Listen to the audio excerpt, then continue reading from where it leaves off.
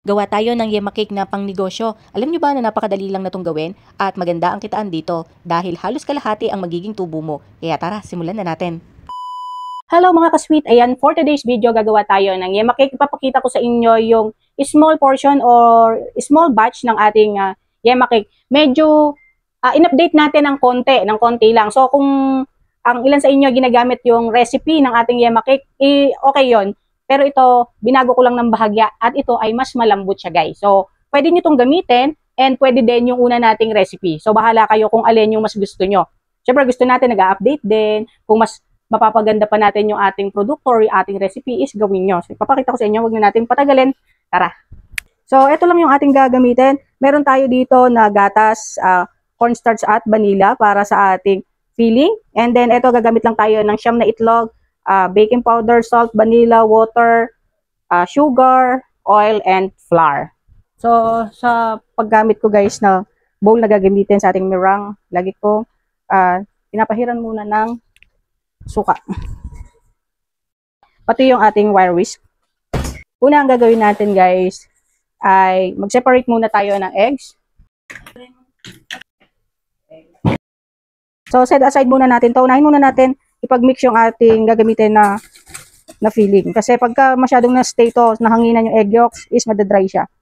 So, lagay na natin yung evaporated milk. So, lagay tayo dito ng 2 cans na condensed milk. Halimbawa, natatamisan kayo guys, pwede nyo naman gawin na 1:1. Bahala kayong mag-adjust dun sa sweetness ng inyong filling.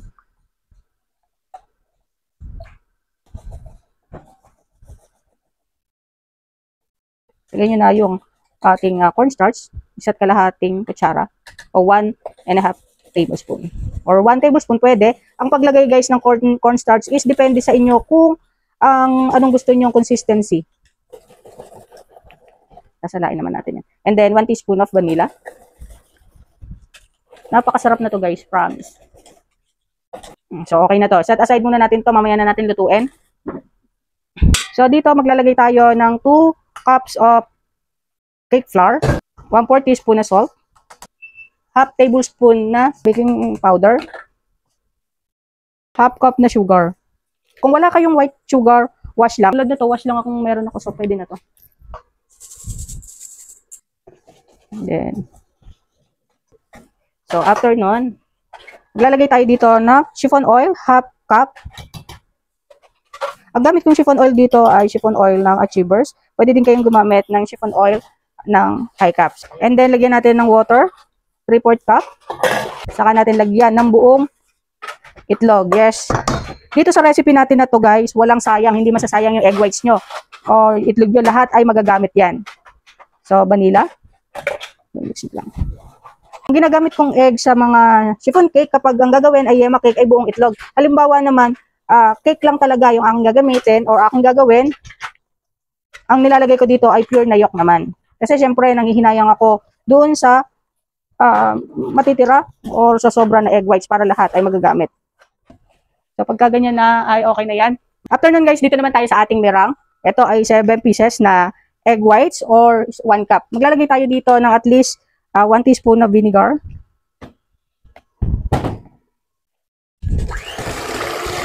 So, pag halimbawa guys, gumagawa na kayo ng cake, make sure na naka-preheat na yung inyong oven para after nun, isasalang na natin agad. And then, lagyan natin dito gradual ng sugar.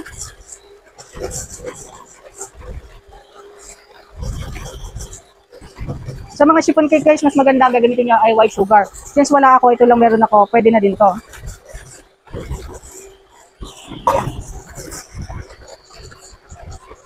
Yan. So, maganda guys, yung inyong egg white ay hindi nyo ma-overbeat. Pagka kasi na-overbeat nyo yun, ang kalalabasan ng cake nyo guys, dry. So, pagka ganito na, makita nyo yung nag-shape na siya ng ganyan, is okay na yun. And then, pagka tinaog nyo, hindi siya nalalaglag o hindi siya dudulas. Yan.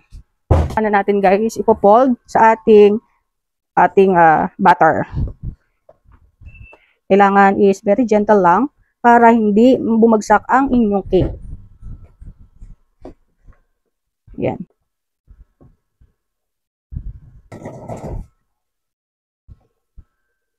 nakita nyo na well combined na, is okay na yan. Lalagay na natin sa mga lyanera. Mas malambot to guys, although malambot yung una natin, pero ito mas malambot, mas pinalambot natin. So maglalagay lang kayo dito ng 3/4 sa lyanera or 3/4 cups. Halimbawa yan, 1 cup yung aking inilagay, hindi naman lahat malalaglag eh. So almost 3 cup lang yung ating nalalagay na mixture. 2, 4, 6, 8. So 10 lyanera guys yung inyong makukuha. So kita nyo, may sobra pa siya. 10 to 11 lyanera yung makukuha nyo. So idagdag nyo na lang.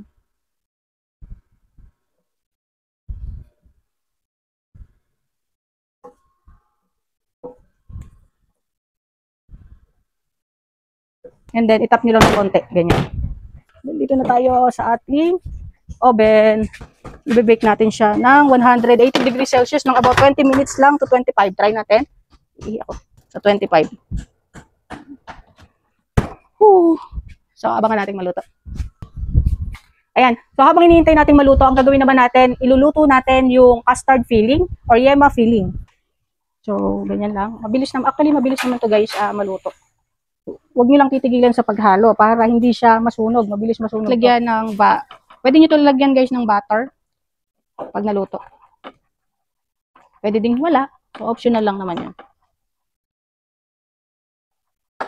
So, ayan.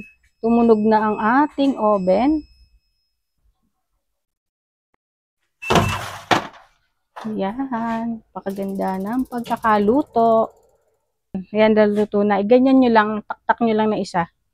Papakita ko sa inyo kung ano ang pagkakaiba dun sa una nating recipe at dito sa bago. Ayan. So, kita nyo parang mas pino siya. Yung lambot niya, lambot din naman pareho.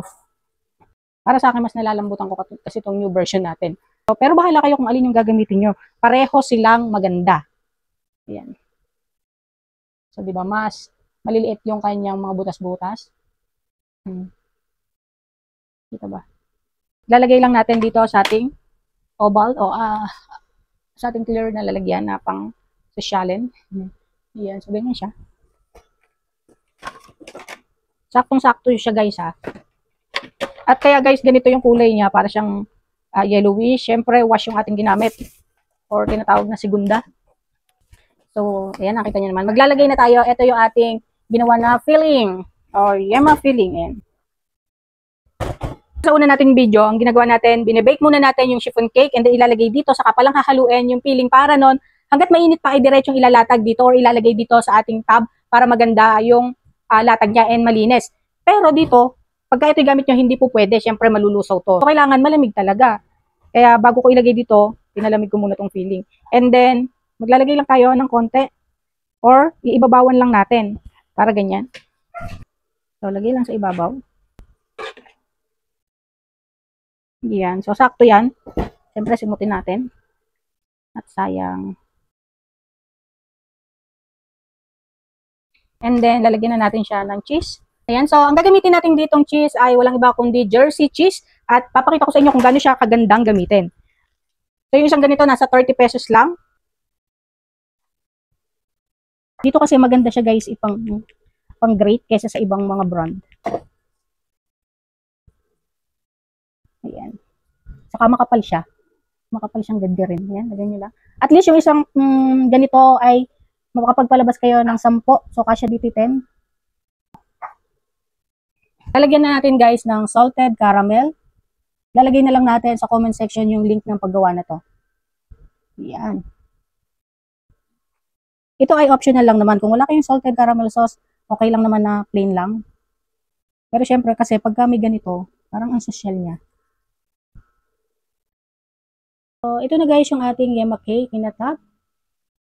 Ayan. So, nakakuha tayo ng 10 peraso. Ilalagay ko din sa comment section yung costing ko dito at para may idea kayo kung magkano nyo i-offer sa inyong area. So, thank you for watching guys. Bye!